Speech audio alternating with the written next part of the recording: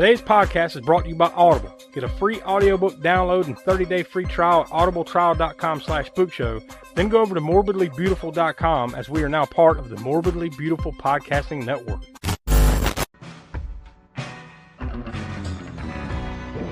alive! It's alive! It's alive! You're too! You're too! You're too! Everybody here dies by dawn. Dead by dawn! Welcome to the Spook Show. Hello and welcome back to the All-American Spook Show podcast. I'm Josh. I'm joined here with Tiana. Hey. And the Professor Smoke. What's up? And, man, I only take half the responsibility for this one.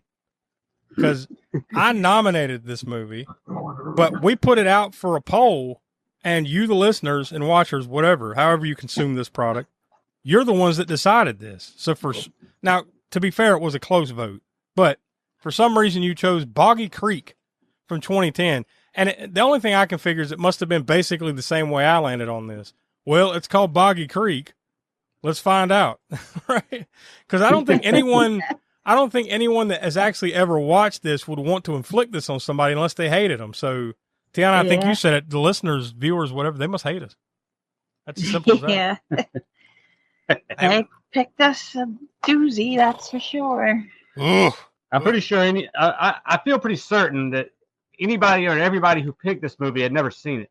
Yeah, and if so, it was definitely in the vein of, let's inflict pain on them like the Crapster days. Now, you know when they would pick the word. Yeah. Now we were talking about it briefly before we started recording. I think there's at least a couple posters. The main poster that I guess you see on IMDb, if you're just basing it on that poster, it doesn't look half bad, right? Like you see the hand of the monster, the beast, whatever the hell is in this thing. And then you see like a woman kind of cowering in the background. Like it doesn't look horrible. No. Until you hit play, then that's when you realize. But the other poster though, is like those that we've talked about before that I cannot stand from about late 90s to about a good decade, right? Yeah. From like 98 to, 2010, 11, 12 or so. This is right in there. At the tail end, where it's just the actors cut out and plopped onto the poster with some background from the movie or whatever. And it's terrible. Absolutely. It was never a good design idea. No. In my opinion, anyway. No, it's very rarely do you see one like that looks good. Or at least they don't age. We talked about it with Trick or Treat, right? Remember, because the DVD, both of us had that DVD at the time. The only DVD available at the time was that one. Of course, then, though, they plastered Ozzy and Gene Simmons because to sell more copies, even though they're barely in it, either of them that much. Even though I picked up that new Blu-ray release from late last year or so, even though I picked that up, I still have that shitty DVD. Like, I'm not getting rid of that shitty DVD. No.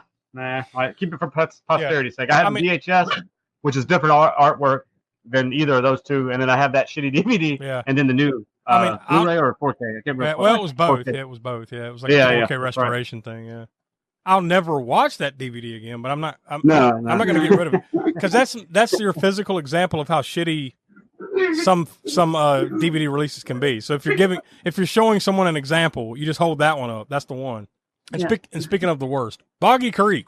Yeah. I'll go ahead and throw it out next week. It is ironic that we watched this and talked about this week because next week we're going to be talking about the cult classic, The Legend of Boggy Creek. Now, I actually picked that one, so I can take full credit for that one, right? But this one I have to take partial credit, or at least try to get some of the steam off me, right?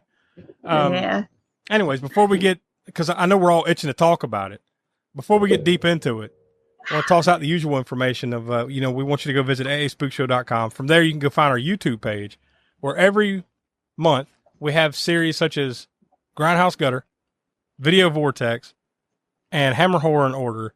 So, and of course, we upload episodes of the podcast over there. So you might be watching or listening to this on our YouTube channel right now. And if so, check out all the other stuff that we got there. Tons and tons and tons of videos and stuff.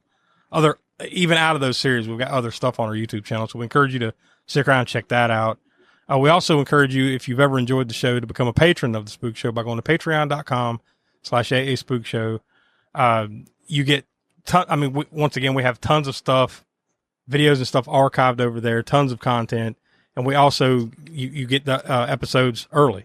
usually a day or two early. You get them if you join us over there on Patreon. And of course, we also want to encourage you to get some logoed merchandise over on our TeePublic page. You can reach all that by going to aaspookshow.com. Let's go ahead. Also, I've been working on, people might know that there's a Spotify playlist called All American Spook Show Podcast Soundtrack. And I had not abandoned it, but, just kind of neglected it for a little while. But I've been adding back to it. So now I think it's up to 29 hours worth of music on there. That's but that only, I forget where I'd stopped at, but now I'm currently up to, I've gotten up to 2022. I think the last movie, and I've been doing it chronologically as we do the episodes back then. So I think I'm up to, I know I got through Malignant, and that was the beginning of 2022. And it is cool. I mean, like what Smoke has curated there is like kind of like a how would you say it? A timeline of the Spook Show. Really, it's like music and stuff. Yeah, that's probably just what chronologically. Just it's kind of. I mean, for us, or for anybody who's been listening to the show for a long time, you can just put it on straight, no shuffle, and it'll just be it'll be a timeline from our first episode all the way up to eventually up to current episode once I get it caught up or whatever. Including, I decided to go in and also include Grindhouse Gutter, Video Vortex, which I haven't gotten to. We started those in 2022. At least we started Grindhouse Gutter and a Hammerhorn Order. Oh yeah, maybe those were a little bit later. I haven't gotten up to those yet, but it was a Cult Corner and Cannon Fodder. Those started near the beginning of 2022, and I just got to the first episode of Cult Corner, adding to that playlist on Spotify, and that was the Warriors. So yeah, it is a cool little time capsule in order. Or of course, you can just put it on shuffle, and it's random.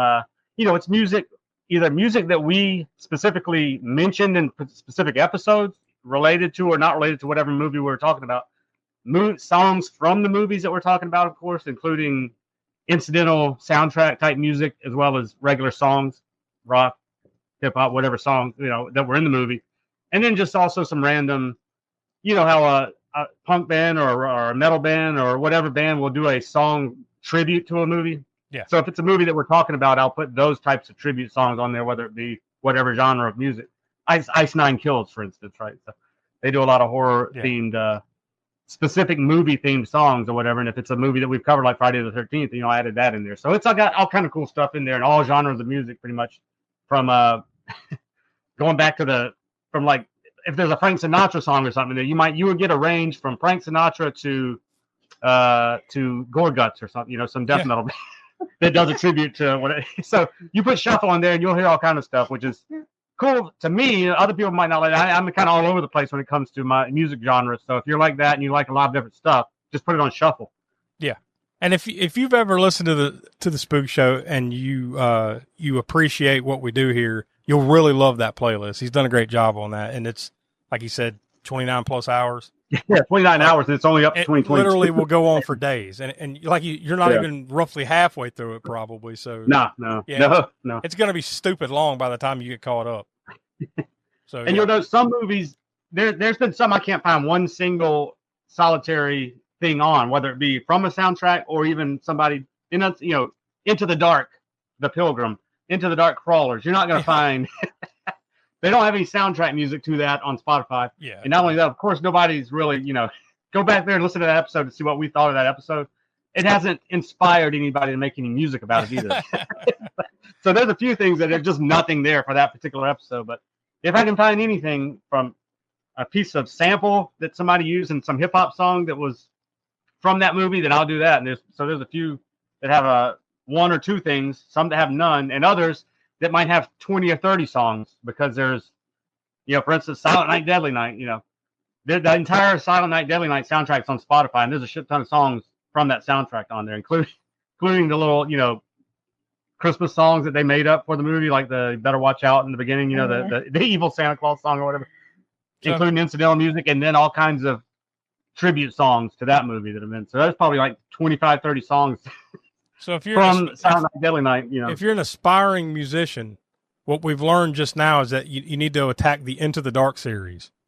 Yes, because it's a wide open market. Yeah, it's fertile ground for new music, apparently.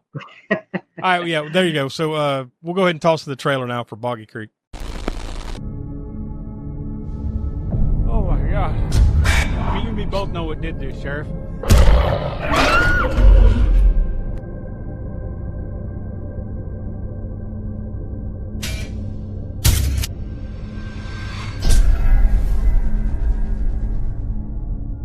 was a good-looking bunch of kids.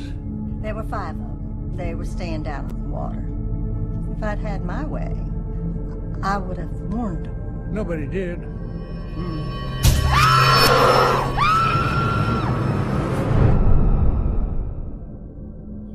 Was this just your way of trying to scare us off?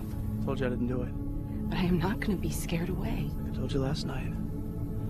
There's something out there. Oh, come on, man. What? You talking about that Bigfoot shit again?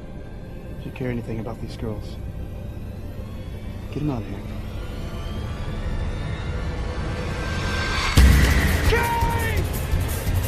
Run, run!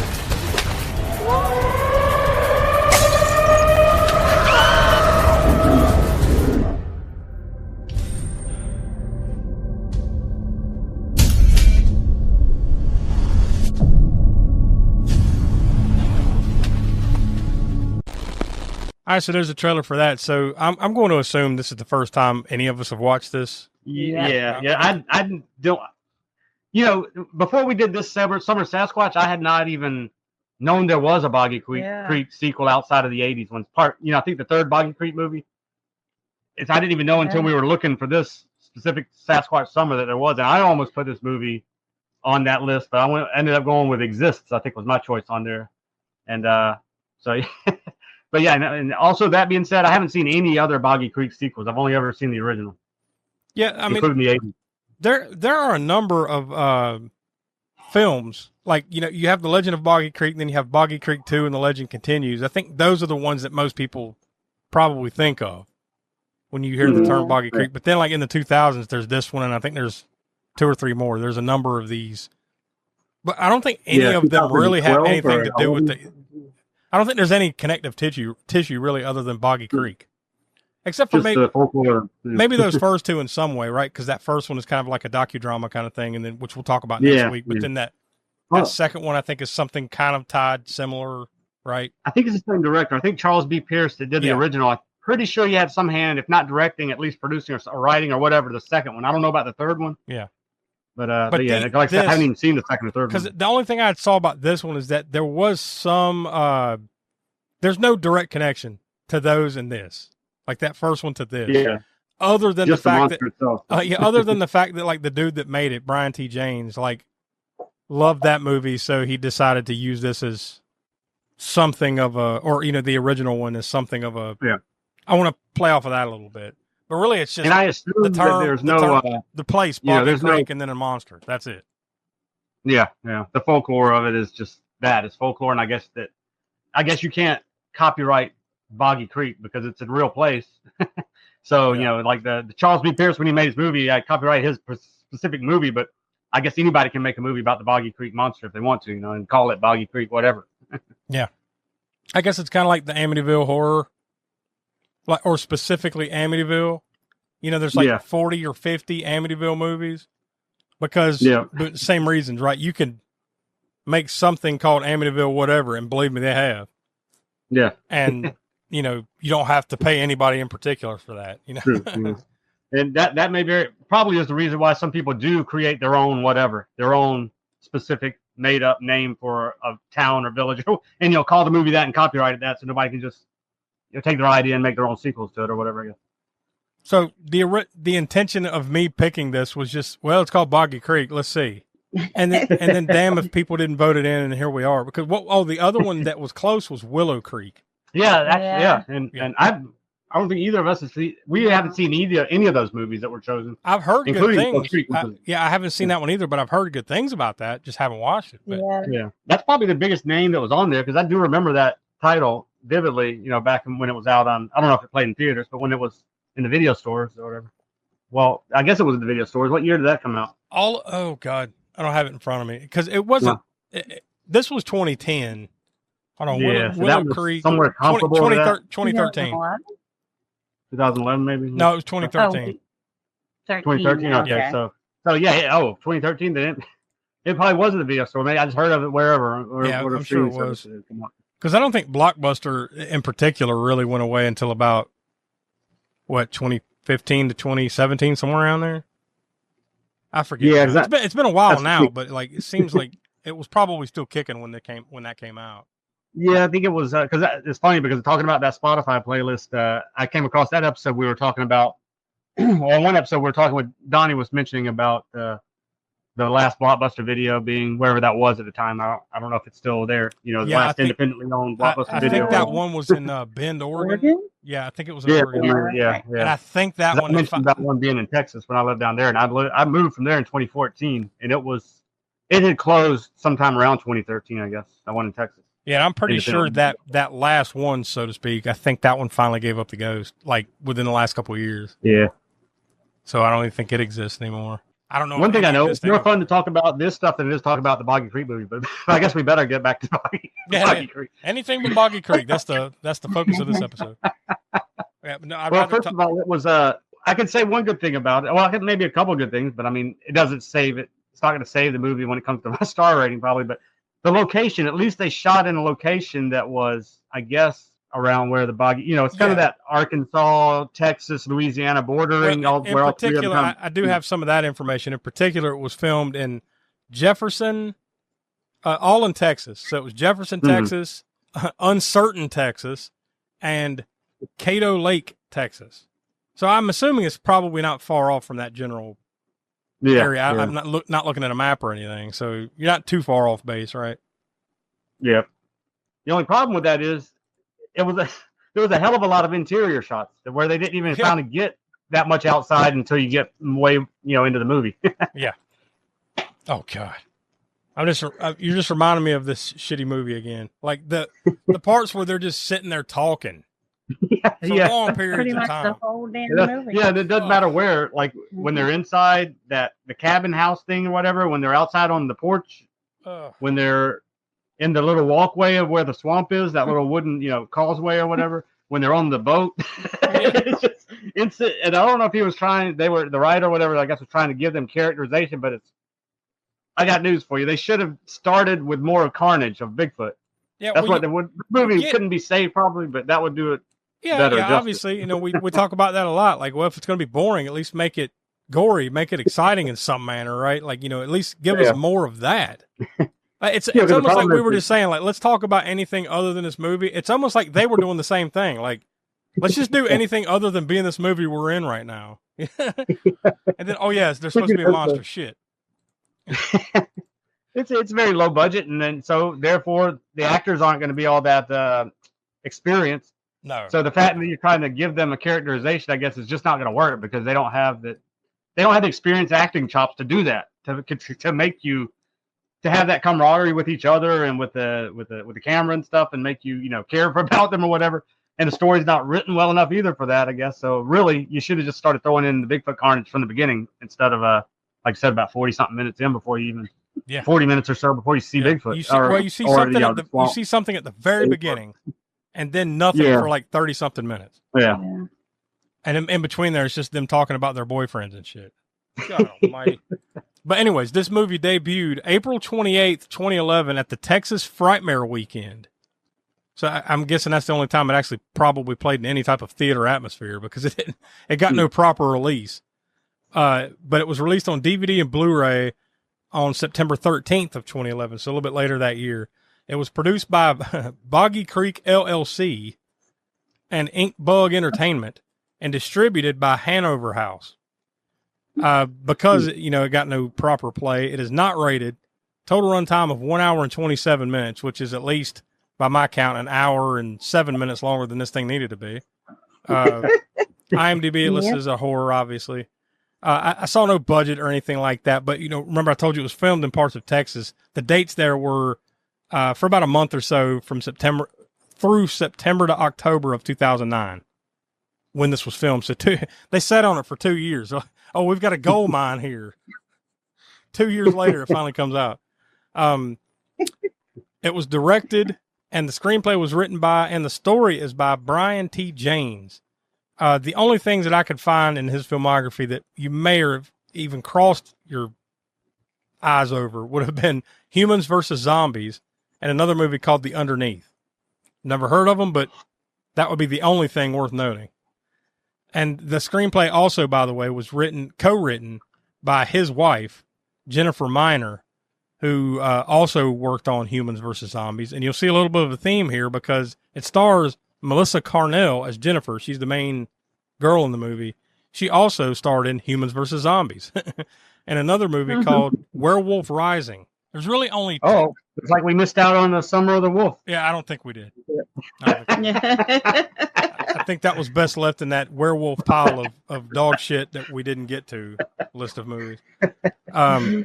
But I'm sure there'll be the son of Werewolf, Summer of the Wolf or something one of these days, and maybe we'll get around to it. Hurry, hurry, step right this way, folks, for the most extravagant array of refreshment goodies ever assembled under one roof. Enjoy breathtaking, taste-tempting candies of finest quality. Enjoy popcorn, exploded into tender, delicious, crispy bites of crunchy goodness. Enjoy the tops in cool, refreshing soft drinks. If you want to enjoy some refreshments, this is your opportunity. There will now be a short intermission. There's only two names worth noting here because they have been in other stuff. The guy that kind of comes along a little bit later, the boyfriend, his Tommy, his name is, the actor's name is Texas Battle. That's a unique name, if nothing else, right? The dude's name is Texas Battle. He was in something that not that we watched here on the Spook Show, but we just watched recently because the new Final Destination movies. Remember, all of us just decided to watch all of the Final Destination movies when the new one came out? Well, yeah. He was in Final Destination 3. That's I thought, because I was like, he looks familiar. Yeah, well, there you go. That's probably what it was from, because we just, it hadn't been that long since we watched it. He was also... He was the guy. He wasn't in it that long, right? Because I think we would have, noticed the name Texas Battle and said something about it. But you would think. He was the one that got killed in the gym. Oh, so he's... okay. Oh, I think you're right. Yep. Yep. So he's not in there long, but yeah, he did have a little bit of a memorable death in that shitty movie. With that crazy gym machine thing that I've never seen ever anywhere. Yeah, that movie. They just made it up for this scene. To have that cool scene. It was a cool scene. He was also very impractical equipment. He was also in Wrong Turn 2: Dead End, and he was in 337 episodes of The Bold and the Beautiful. So if you're a soap opera fan, you may have seen old Texas Battle in that too. It also remember the girl that is, remember kind of like the shitty girlfriend, the one that was kind of hitting on the other guy and then left because she was mad. That chick in the movie, that was Stephanie Honore, and she was in, ironically, The Final Destination, not Final Destination 3, but I think the fifth one, I believe it was called The Final Destination. She was in that, and she was also Smoke. This is for you. She was in that series of The Purge. Remember there was there was an actual spin-off series that was on USA or something like that, The Purge? I did not even know that. No. Yeah. Oh, we'll get to it one day. I think this movie is an example of we will get to anything one day, right? Nobody wants to watch this, but eventually we'll fucking land on it. So The Purge is coming for you, brother. Also stars Siobhan Kirksey as Maya. That's the shitty friend in the movie. She was, the only thing worth noting there was she was in a movie called Dragon Ball Evolution. And the last one I'll mention is Damon Lapari as Dave. He was in two interesting named movies, at least. I'm sure they suck. But these all look like, by the way, like straight to sci-fi type movies. A movie called Shark Night and another one called Navy SEALs versus Zombies. So there you go. That's the cast. Oh, the only other thing I have in my notes to mention about this movie, Smoke, I guess either one of you, I'm sure you might enjoy. I know you love a good book, right? Apparently there is a novelization of this movie. Of this particular one? Yep. There is a novelization was released in 2012 called Boggy Creek, The Legend is True. Just what I wanted, more exposition. Yeah. I thought the same thing. I was like, Jesus Christ. First off, why? Why does this exist? Secondly, even more deep character work. That's the book nobody asked for.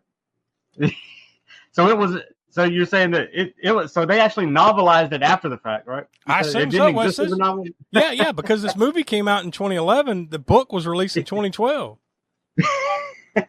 I'm starting to think that, between the fact that, okay, there was a novelization released, And the fact that our listeners, whoever voted on the poll for this, there must be some weird cult following for this somewhere for this damn movie. I can't imagine why, but there must be.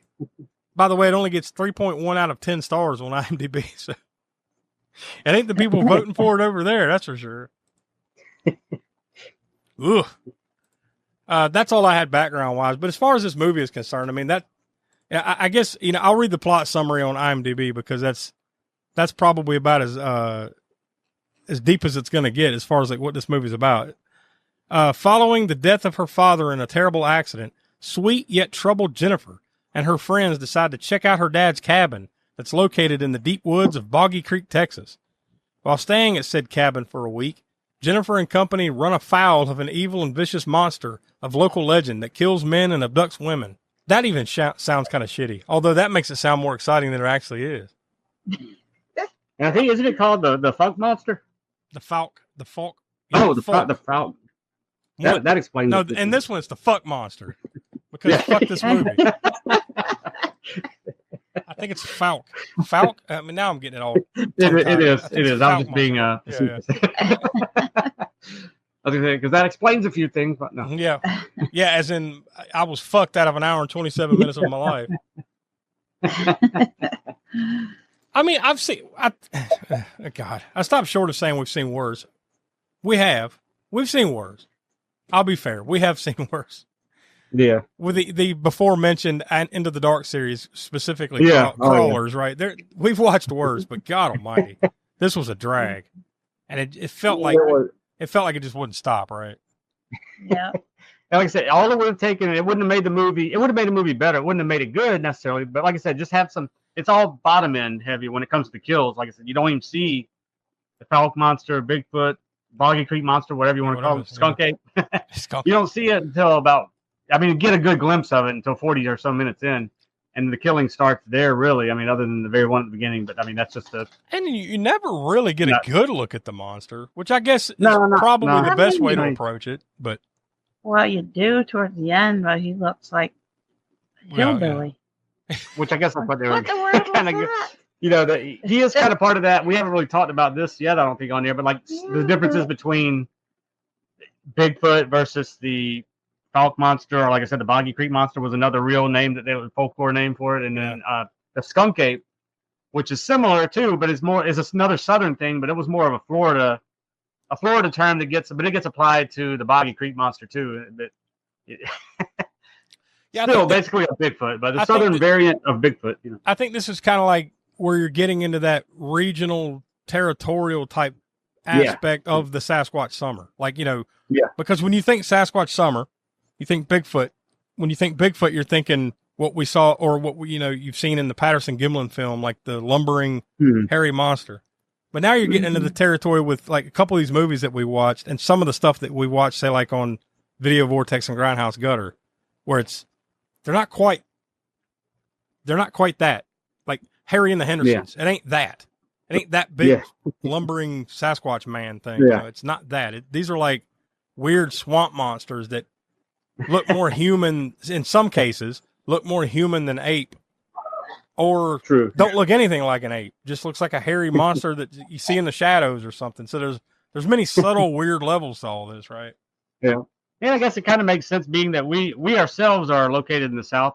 And it seems like we've been so far, we didn't intend to do that, but it's like we've been focusing more towards that southern area, like Creature from Black Lake, the Boggy Creek, the Legend of Boggy Creek that we have coming up. In fact, the next Grindhouse Gutter is going to be the exotic one, aka the Monster and Stripper. Again, another Bigfoot-like creature, more akin to the Skunk Ape of swamps.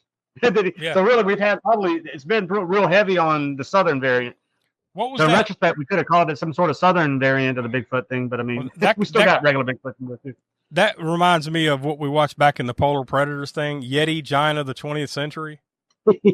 It's something like not as cartoony, right? Like in giant. Remember that one like had different sizes. Like he went from like maybe 8 foot tall to 30 foot tall. He's all over the damn place. But it's almost like a Bigfoot movie combined with a what do you call it? The Japanese monster movie, the kaiju movie. Kaiju, yeah. Kaiju meets Bigfoot. Yeah. Or Yeti, Bigfoot, Sasquatch, Yeti, whatever. I think, like you said, I would not have had as much issue with this if you just maybe if there was just a little bit more, because really there's just such a long stretch. You see something at the very beginning where the girl, there's a quick death, like literally very fast at the very beginning, where a girl gets attacked, then she just gets drug away, and then I think that's when you see the title. Yeah. And then there's literally like nothing of. It's just this friend that takes another friend out to her dad's old cabin. Then there's this subplot of her dad apparently was, I guess, kind of hunting the monster. And he got killed. Didn't they mention something? I mean, you maybe get the impression that it was the monster killed him, I guess, but they don't say that because they don't really, they aren't really believing in it yet at this point, right? None of that shit's fleshed out either throughout the movie. It's just like something happened, and you just kind of put it together that, well, I guess he got killed by the monster. Got killed by the monster, but they said like, oh, it was a hit. It must have been a hit and run because he was in his running gear or whatever. Yeah. And they established the fact that his daughter is also a runner, right, or jogger or whatever. Yeah, and also that this girl's just a piece of shit to her mom. For really, it seems like no good apparent reason. Like she just fucking hates her mom and apparently has always hated her. Daddy, and then her mom comes up, will you give me a hug? No, fuck off, and then so she has there's some subplot there with all that, but but even at the beginning, that kill, why, that was the first introduction you get to the monster or whatever, and it's a long time before you get to another kill. So why wouldn't you at least make that one something that grabs you gore wise, so right? Kind of like, oh yeah, okay, it's gonna be this type of movie. Oh yeah, I knew pretty quick after seeing that and then being introduced to the two main characters. I knew right then, first off, this movie was gonna suck. Secondly, I wanted them all to die. And each character, I wanted them all to die even more. Like there was almost zero redeeming qualities in any of these characters, even though you spend no. That's what I was telling John too. No, there's nobody to root for. There's no sympathetic character in this movie at all. Even the main girl you're supposed to root for, you don't. Not really. Not really. Yeah. I didn't give a shit. I mean, I even wrote it in my notes about 10 minutes in. I'm like, I want them all to die. Like, you got to have, in any good horror movie, in my opinion, you got to have at least one person you can kind of latch on to and say, like, Susie or Freddie, I want them, fill in the blank names, Susie or John, whatever their names are. I want that person to live. I want them to survive because they deserve to survive. Yeah. They're not a piece especially of when it started playing out like a slasher movie too. When the kills did start coming, it was like a slasher movie at that point. You want the final girl. You want something. This one, you're just like, kill her, kill them all. God. At least we got that. I guess, although it is a little ambiguous at the end, but you assume, right? Yeah. Her friend, Maya, what a piece of shit she is. First off, like, this girl's pouring out her heart, like, I'm still all fucked up from my dad dying, and, like, I got a lot of shit going on. So she just starts inviting all these random people to show up. Now I know it's for body count. I get it for movie purposes. As a friend, that's a piece of shit move. Oh, I didn't think you'd care that this guy showed up. Oh, he brought his girlfriend. I don't care. Oh, my boyfriend's here. What do you know? She just invited the whole world to the cabin. So I wanted her to extra die. But you're over 30 minutes in before you finally see a kill, a good kill at least, and that's when the creature or whatever, the monster, attacks the dude in the tent. I think they're having sex in the tent, right? If I recall. Yeah. I just remember somebody in a tent, and there's a girl that's there that I think gets away.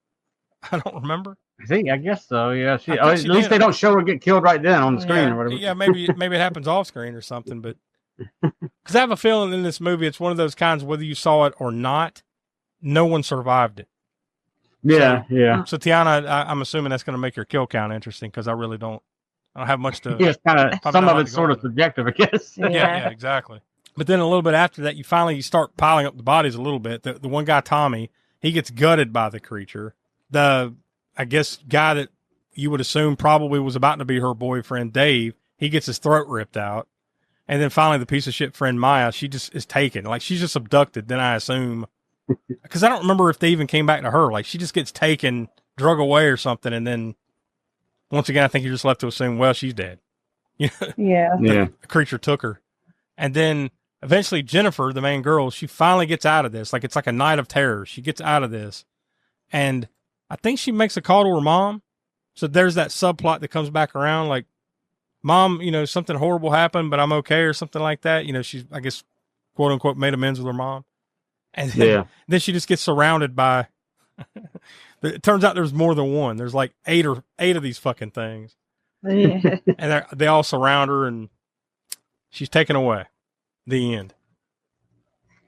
And also that part about there being multiple ones, when we were watching it, that's part of that slasher aspect I was talking about. There's a scene where, I don't remember which character, saw one of the girls, whatever, saw the Bigfoot creature, and then she goes to turn and then runs into the Bigfoot creature. So you found out in the end there's multiple ones, but at that point you're like, is there multiple ones, or is it playing like a slasher movie, or like where it's like, dun dun, here's Jason, then there he is, and then you don't see him anymore, and then you turn, oh, there he is, right in front of you, or right behind you, or whatever. Except Jason, or something like that, Except Jason or Michael Myers has like some supernatural gift to just appear. Yeah. This is like, no, there's 8 of them. Right, but they don't. That's the only time they ever try. That you think that there might be multiple ones until the end of the movie when they show that there are, indeed, multiple ones. If you notice too, it just dawned on me, like a handful of these movies we've watched this summer are like that, where all of a sudden you realize, oh wait a minute, there's not just one Bigfoot. There's like 3, 4, 5 of these, including Harry Henderson. Yeah, just last week. We've already seen that movie going way back since the 80s, but that movie too. Just at the very end of that one, just last week, it's like, oh, there's 3 or 4 more. There you go. Yeah, this movie sucks. I mean, what more? There's nothing more we can say about it. It's not good. I wish I had not nominated it, but I have to blame the listener and the viewer for voting for it. It's really their fault. I'm sorry. I'm sorry for my part in it.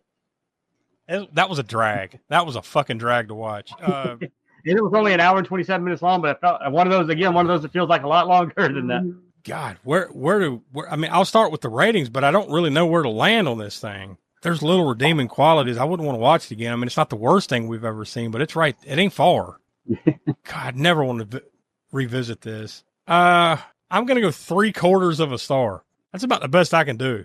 Cause I don't want to go quite a star. That might be giving it too much, but it ain't the worst. So I'm going to go 3/4, 0.75 for me. So, Tiana, what do you think? Give it a half.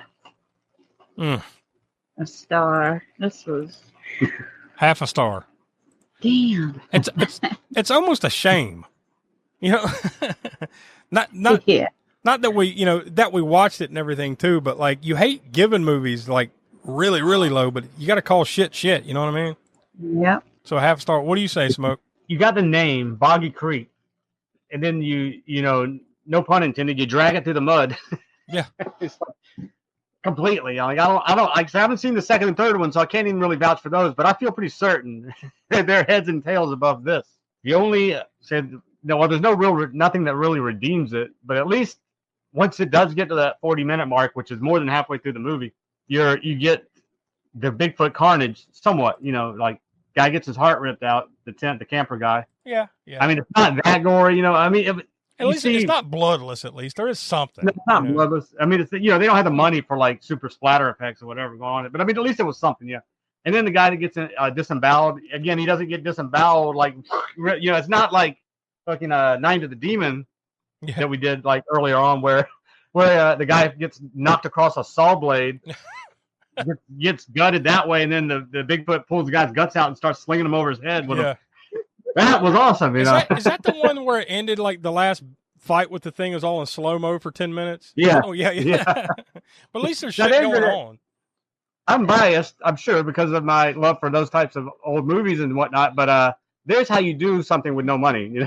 Yeah, exactly. I'm sure that they're probably comparable. The budgets that they had, they were shooting on film and all this stuff back then. So, I mean, but that's what you do with no money, then how you make it entertaining and fun and all that stuff. This should be a blueprint of what not to do with a Bigfoot movie. You gotta not even hardly show the thing for the first half of the movie. You got to pay them big bucks if you want to get Texas Battle in your movie.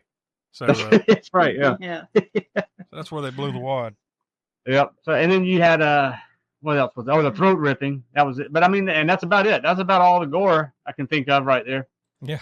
So yeah, I'm gonna go with a half as well. And the only reason I'm not giving it a quarter is because at least you do have those things I just mentioned finally near the end of the movie.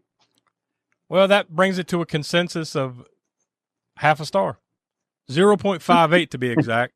math wise. So half a star is all we can get out of 5. So that is piss poor. We do not recommend. The location, as I mentioned, that's the only other thing that slightly redeems it. Doesn't redeem it, but enough to not give it a quarter star, I guess. Oh God! And those long porch scenes where they're sitting out on the porch and it's raining, and you can hear the rain louder than the dialogue. I mean, they totally waste that awesome location. Yeah. Oh yeah, totally. Yeah. They go on the boat twice, I think. I think there's two scenes of them on the boat. But I mean, you didn't have to necessarily be on the boat all the time or anything. But there's plenty of other cool stuff. Just like the first Boggy Creek. Again, it's a cheap, low budget movie.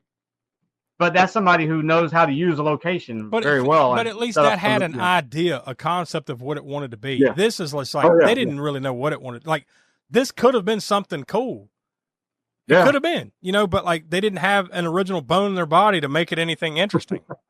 That was in fact, they made it more like Friday the 13th, like a slasher film, a bloodless slasher film almost, than they did with Sasquatch. I mean, it had Sasquatch in there, but there's even a reference. I don't know if y'all called it to Friday the 13th in there, I believe. Well, first of all, the guy's name was Tommy, right? Isn't that the one with the Bigfoot hunter guy or something? Oh yeah. Yeah.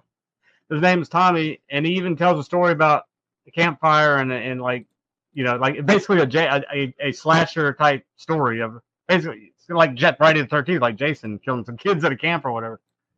He tells his little story. I mean, it's and his name is Tommy. So it seems like they wanted to do more of a slasher movie than they wanted to do a creature feature. And that's fine. Just let's make it a gory slasher if you're going to do that. Not a boring ass love story, wrapped in some gore, a couple gore scenes. I don't know. It just sucks. That's enough. But before we completely tap out, Tiana, what kind of kill count could you come up with for this thing? You got any solid numbers or just some guesstimates?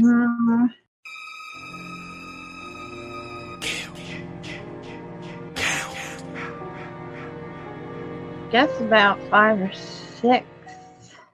Most of them were killed off screen. Yeah, those are the ones that I could account for in my notes. Was at least 5, maybe 6 if you count the last chick. At the very end. Yeah. There might be some other ones like you said off screen or something like that, but that's about all I can think of. Yeah. Quote unquote memorable. Which brings it to me with the highlight kill. This is tough. Let's talk about the kill reel. Highlight kill. God, because all these deaths suck. I guess the dude getting his guts ripped out, you get, I'm blanking on his name. Really the first good, quote unquote, good kill, because, there's that one at the very beginning. Tommy. It's Tommy that got gutted by the creature. That in my notes, that's what I wrote. So that guy, they got gutted by the creature. I guess that's probably the best one. That's the only one that I thought was gory enough to even remember. So yeah, I'll go with that. The Smoke, that leaves us with you with the old gore score. Gore score.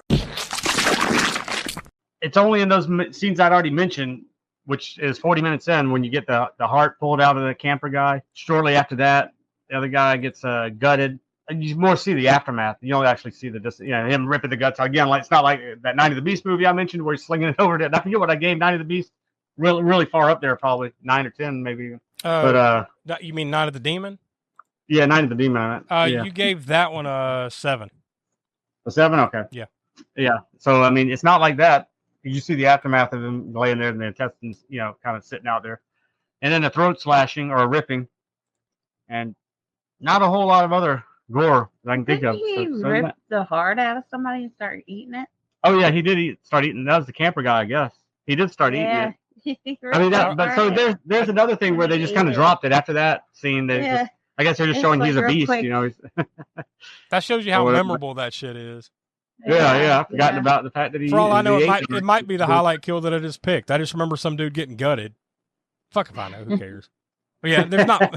I mean, there's just not much, Yeah, that's it, really. And I mean, those scenes are fairly gory. I mean, even those though, they're limited probably by the budget in showing mostly aftermath of things, rather than the actual.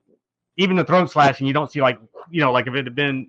This is apples to oranges here, but Savini doing that effect, you would have seen you would have seen the claw go across the throat. You would have seen blood splatter out from the throat, and then you would have seen the flesh torn. You see the flesh torn, and that's about it. It's just the aftermath part. Yeah. And the same thing with the intestines. You see him punching him into the stomach or whatever, and then you assume that he probably disemboweled him, and then when the body's laying on the ground, there it is with some guts hanging out disemboweled, right? So it's all aftermath stuff just because of what they could afford, I suppose. But so with all that being said, I guess I'll go with I have to give it a 5 because the gore that is there is decently. It's more than your average. Well, not I won't say more than. They don't push the R rating, but it's there, I guess. I'll go with the 5 because it's a heart ripping, a disemboweling, and a throat slashing.